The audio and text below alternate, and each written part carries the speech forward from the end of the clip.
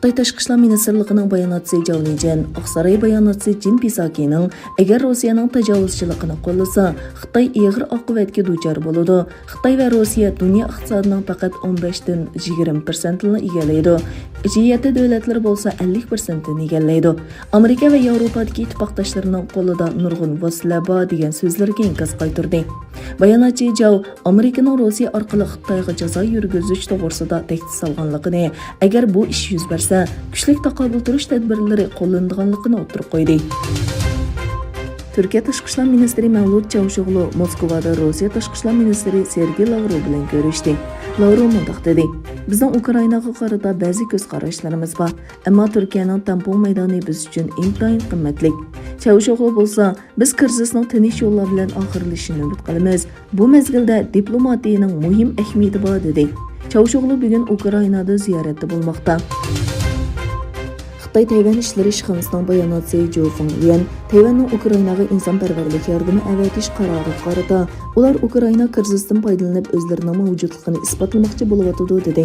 Tayvan diplomatiya ministrligi tunugun Ukrainaga tunji turkumda 3 million 500 ming dollar yordam qilgandan keyin ikkinchi qadamda musofirlarni 11 million 500 ming dollar yordam bilan ta'minlaydiganligini e'lon qilgan edi.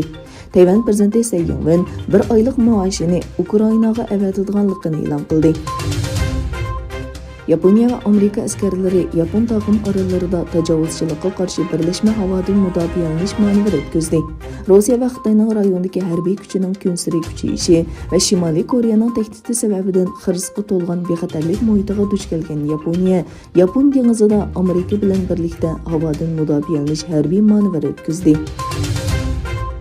Rossiyada 14 mart Instagramga kirish to'sqinligiga uchragandan keyin Rossiya texnika korxonachilari davlat ichida rasm o'rtoqlashish detali yo'lga qo'ydi.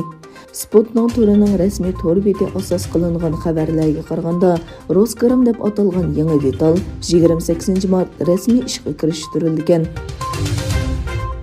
Xitoyning Washingtonda turishliq bosh elchisi Qin Yang Xitoyning Rossiyaning Ukrainaga qaratgan harakatini oldin biladiganligini inkor qildi.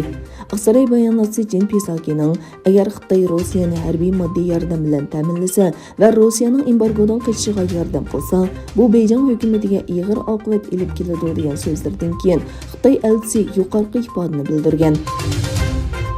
Muborak Ramazon oyi yaqinlab kelayotgan shu qutlug' kunlarda boshqa qarindoshlarining qiyinchiliklarini o'zining qiyinchiligi deb bilib, ularga yordam berishni o'zining majburiyati va qo'shonligi deb bilgan yordam so'yar kishilarimizning yaxshilik faoliyatlari davom qilmoqda.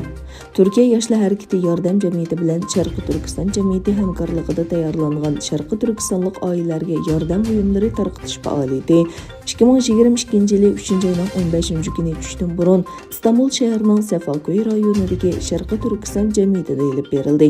Faoliyatga 50 dan ortiq Sharqi Turkistonlik oila qatnashdi. Shuning bilan birga Germaniyadagi Sharqi Turkiston madaniyat va uchur markazi yillardan buyon xayr-saxovat faoliyatlarini davomlashtirmoqda.